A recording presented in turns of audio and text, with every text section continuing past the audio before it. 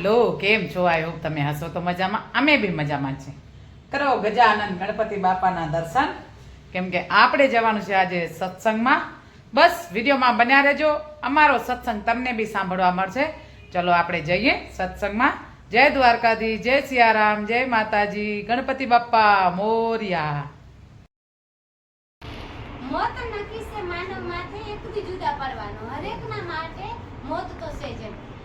રામનો જ્યારે સમય આવ્યો ને ત્યારે રામે આ એનું શરીર છોડી દીધું. કૃષ્ણનો સમય આવ્યો ત્યારે કૃષ્ણએ છોડી દીધો. જ્યાં લગી ઋણ હોય ને ત્યાં લગી આપને ઉપર લેવાય, અને ઋણ જેવો ચૂકવાઈ જાય એટલે પછી આ ઘર ખાલી કરીને બીજો ઘર ગોતવાનો. મળતો કોઈ નથી. આમ અસલમાં જોઈએ ને મળતો કોઈ નથી. તમે ચેન હોય અને ચેનમાંથી બુટી બનાવો ને તો ચેન મરી નથી ગયો, ચેનમાંથી બુટી થઈ ગઈ. ચેન મરી નથી ગયો, એનાય સોનું તો છે જ. એમ આપણું જે મૂળ તત્વ છે, જે આપણું આત્મા છે ને અજર અમર છે, સોના રૂપે છે. એ ચેન મર્યો નથી, એ ચેનનું ઘાટ ફરી ગયો છે. એમ આ ભાઈ છે ને ગયા નથી. એ આવની ઉપર જ છે, પણ જે આ નામે હતા ને એ નામે નથી, નીલેશભાઈના નામે નથી. અટાણે કોઈ બીજા કોઈ નામે હશે, પણ આ આવની ઉપર છે. અને કર્મ ઉપરથી ખબર પડે કે આનાથી વિશેષ ઘરે મળ્યો હશે. કર્મ ઉપરથી ખબર પડે કે આનાથી વિશેષ એને પરિવાર મળ્યો હશે, આનાથી વિશેષ એને પ્રોપર્ટી મળી હશે, અને આથી એનાથી વિશેષ એને સમજણ મળી હશે. એ આપણા કર્મ ઉપર. બસ સંતો મહાપુરુષોને દાડું જ હશે કે તમે કંઈક સારું કામ કરો. આ શરીર છે ને ભાડુતી મકાન છે, આમાંથી અથડી લબાચા ઉપાડવાના થશે. જે તે જગ્યા ઉપર ન નાખવા પડે ને એટલા માટે કંઈક કરી. આ ભાઈ આપણને ખરેખર મારું ગુરુ કહેવાય. એટલો ઉપદેશ આપીને ગયો આ ભાઈ.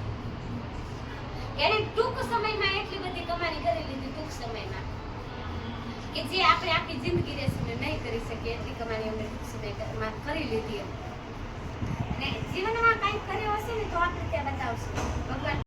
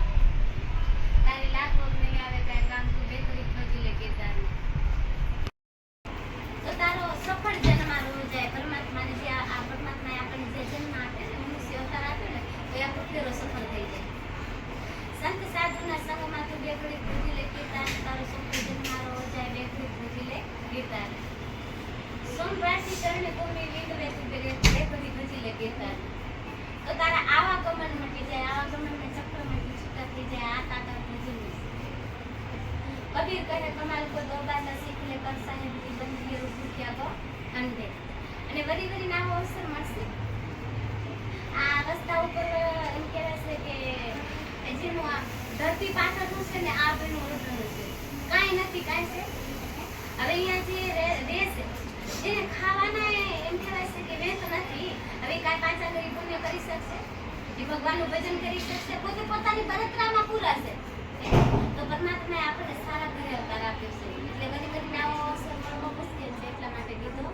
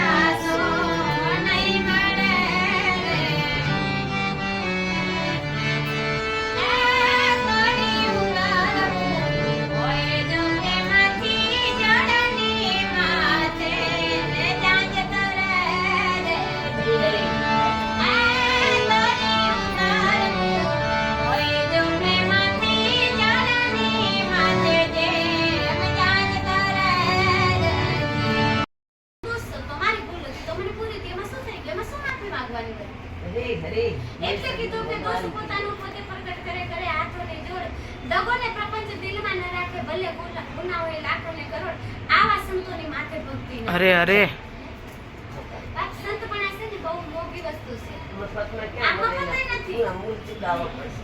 આમ જોવા જાય ને તો હા મફત નથી અને આમ જોવા જાય ને તો કાંઈ મૂળ ચૂકવવાનું નથી. નથી પણ મને મળતું નથી. નથી મફતમાં મળતા એમ એના મૂળ ચૂકવવા પડતા. સંતને સંતપણા મળવા નથી મફતમાં મળતા.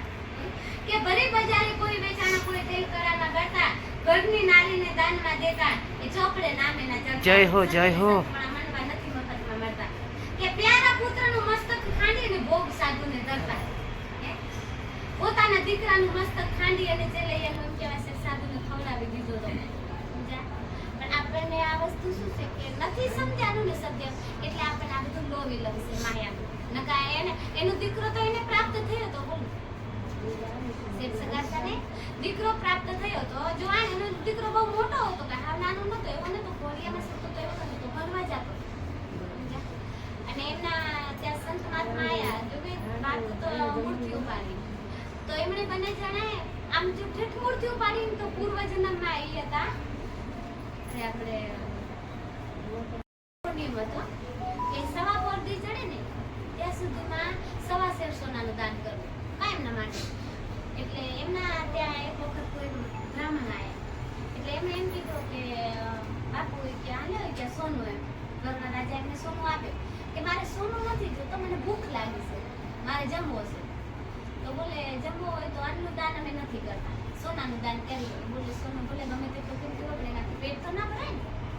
તો બોલે તો અન્નનું દાન તો અમે નથી કરતા તમારે અનાજ જોઈએ ને તો તમે સામા ઘરે જાઓ અહીંયા નહીં મળે પણ સામા ઘરે જાવ એટલે ત્યાં તમને મળી જશે. એટલે બ્રાહ્મણ ત્યાં ગયા અને એમને તૃપ્તિ થઈ અને એમને આશીર્વાદ આપ્યો કે મને આંગળી જીતી ને એનો ઋણો થાય. જો દુઆ લીધા જેવી છે જગતમાં આંગળી જીતી ને એનો ભગવાન ભલો કરે. આટલી એમના મોઢામાંથી દુઆ નીકળી ગઈ. એટલે કર્ણ રાજાને જ્યારે એનું શરીર છૂટી ગયો સમય પૂરો થઈ ગયો અને ત્યાં ગયા ને તો સોનાના ઢગલા. હરી હરી ભગવાને એણે કમાણી કરી તો ભગવાને સોનાના ઢગલા કરી દીધા, કેમ કે નકરો દાન જ સોનાનું કર્યો હતો. એટલે કર્ણ રાજાએ કીધું કે ભગવાન મને ભૂખ લાગી છે. સારું કામ કરે હોય ને ભગવાન પાસે લાડ કરે, એવું જ નહીં કે જય હો, જય હો. લાડ કરે. એ ભગવાન પાસે લાડ કરે. ભગવાન મને ભૂખ બહુ લાગી છે. તો ભગવાન કે તને ભૂખ લાગી છે, કર્ણ રાજા પર તે જો ને કર્યો જેવો છે. નકરો સોનું દીધું, નકરો સોનું દીધું. આ ઢગલા રે ખાય ગયો બેઠો બેઠો. કે ભગવાન સોનું થોડો ખવાય કે, તો કે બેટા તે જે કર્યો એ મેં તને આપ્યો, એમાં મારો શું દોષ છે? તો કે પણ કાંઈક તો કરો.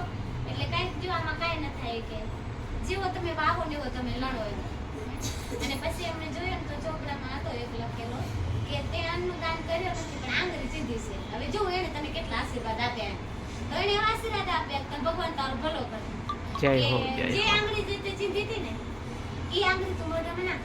એટલે ઈ આંગળી એને મોઢામાં નાખી એટલે જેમ 32 ભાતના ભોજન જમ્યા હોય અને અડકાર આવે ને એવો કર્ણ રાજા અડકાર આવે અરે, ત્યારે અરે, એને સમજાણું કે yes. અન્નના દાનની કિંમત કેટલી છે એમ. હે? પછી એમણે શું કીધું કે ભગવાન હવે પછી હજી એક વખત મને મોકલો ને આવની ઉપર, એટલે હું પેટ ભરીને દાન કર્યું. હરી હરી કાલા જેને ભૂમિ ન ઝીલે ભાવ. આવું તો મારી ભૂમ કાલા જેને ભૂમિ ન ઝીલે ભાવ.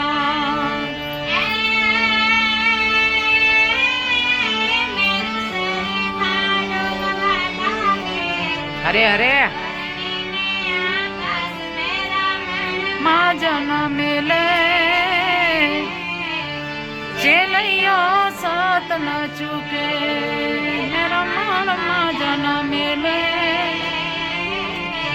ચેલૈયો સત ન ચૂકે. યો સત ન ચૂકે, ચેલૈયો સત ન ચૂકે. જય હો, જય હો. તો તમારી ભૂમિકા લાજે. હરી હરી અને આ પૃથ્વી છે ને આ પૃથ્વી મારો ભાગ ને જીલે મારી માનું ધાવણ લાજે એમ. હરી હરી મારા ઘરે જો સંત મહાત્મા આયા હોય ને મારા માર્ગની એવી ઈચ્છા હોય કે એના ભાણામાં જો મારું ભોજન બની પીખાઈ જતું હોય તો આનાથી વિશેષ મારો ભાગ્ય બીજો કયો હોય? હરી હરી અને એ સમયે ખંભે દફતર લઈ અને ચલ્યો હાલતો થઈ ગયો.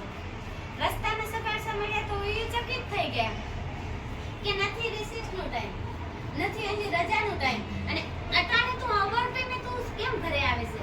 કે બાપુ મને એવા સમાચાર મળ્યા કે આપણા ઘરે કોઈ સંત મહાત્મા પધાર્યા છે અને સંત મહાત્મા મનુષ્યના માથાની માગણી કરે છે ને મારે એના ભાણામાં ભોજન બની પીરસાઈ જવાનું છે. ત્યારે એની આંખમાંથી આંખો આવવા માંડ્યા કે હું કેટલો ભાગ્યશાળી કે ભગવાને મને આવો સંતાન આપ્યો. અને એ વખતે એમ કહેવાય છે કે ચેલીઓ ત્યાં ગયા ને ત્યારે ચકાવતીને એમ કહે છે પગે પડીને કે માં હવે તું વિલંબ ન કર, મહાત્માજીની ભૂખ લાગી છે. અને ચંદ્રાવતી એનું ધરતી માથે જુદો કરી અને ઉપરનો ભાગ એની રસોઈ બનાવી અને મહાત્માજીને થાળી ભરીને પીધી. ત્યારે સરદાર સાહેબ કેવી વાત કરી ખબર છે કે હવે તમારે દીકરો હોય અથવા તો દીકરી હોય, જે તમારું સંતાન હોય ને એને બોલાવો એટલે આપણે સાથે બેસીને જમીએ. ત્યારે એમણે એમ કીધું કે બાપુ અમારે એક દીકરો હતો ને તમારે ખાલીને રસોઈ બનાવી દીધી, હવે મારી પાસે કાંઈ નથી. તો તમે વાંચ્યા થઈ ગયા. એક દીકરી હોત ને તો હું તમારા ઘરનું ખાત, પણ હવે તમે વાંચ્યા થઈ ગયા, તમારા ઘરનું મારાથી ન ખવાય એમ કરીને જ્યાં થાળીમાં હાથ નાખ્યો ને ત્યાં ચંગાવતી હાથ પકડી રાખ્યો કે આ બાવા ખબરદાર હવે એની થાળીને હાથ ન અરે અરે હવે કાલ ન કરજો એમ. ખાધા વગર હું નહીં જવા દઉં, હું આ ભારતની નારી છું. હરી હરી અને એ વખતે એને ચંગાવતીએ કીધું કે મારા પેટમાં 5મું મહિનું બાળક છે અને નિયમ છે કે 5મા મહિના બાળકમાં જીવ સાંચરી જાય અને જે સ્ત્રીના ગર્ભમાં જીવ સાંચરેલો બાળક હોય ને એ સ્ત્રી વાંજણી ન હોય. તો કે તમે કે હું કેમ માનું? તમે કે હું કેમ માનું? ત્યારે એને કટાર લઈ લીધી હતી. હમણાં હું મારો પેટ ચીરી મારો બાળક બહાર કાઢીને તમને બતાવી દઉં, તમે ન માનો ને જાઓ ક્યાં? જય હો, અને જય હો. ત્યારે ભગવાને એનો હાથ પકડી રાખ્યો અને પછી ભગવાને કીધું કે હરીને હરાયા પાછા પગલા ભરાયા, સતીરે ચંગાવતી હરીને હરાયા. એ આ તાકાત છે અન્નદાનની, આ તાકાત છે સારા કર્મની. એટલે ખરેખર કંઈક જીવનમાં સારું કરી લેવો જોઈએ, કરવા વગર કાંઈ મળતો નથી એમ. એટલે આ ભાઈ પાછળ જે આપણે આજે સત્સંગ રાખ્યો ને હરી હરી એના નિમિત્તે 1100 રૂપિયા હું ગાયોને આપીશ એમ. કેમ કે આજે આજનો થાય એમાં મેં નક્કી જ કર્યું છે કે મારે એના આજનો આખો દિવસ જ હું એને અર્પણ કરું છું. આજનો દિવસ ભગવાન મારા છોકરાને જય હો, લખી જ જય નહીં. હો, જય એના હો. છોકરાને. જય શ્રી રામ, જય શ્રી રામ. આને સમયે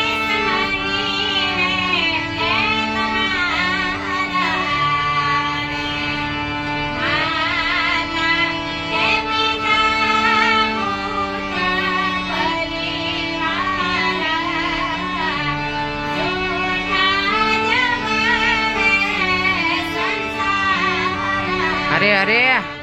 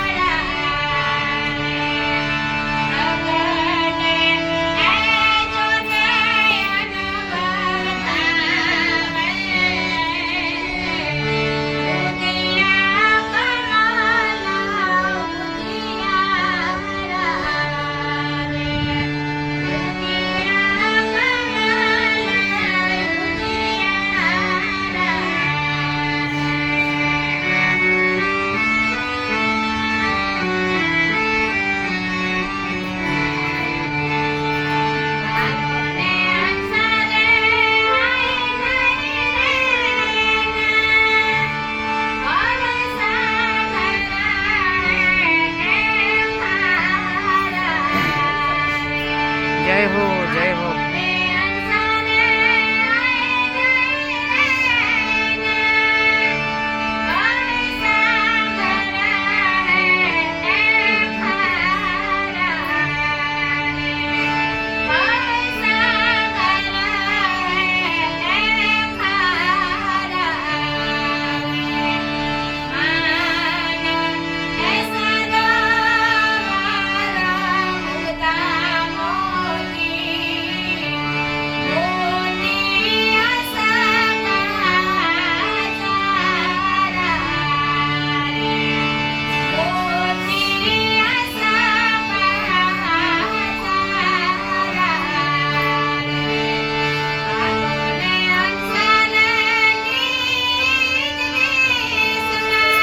અરે અરે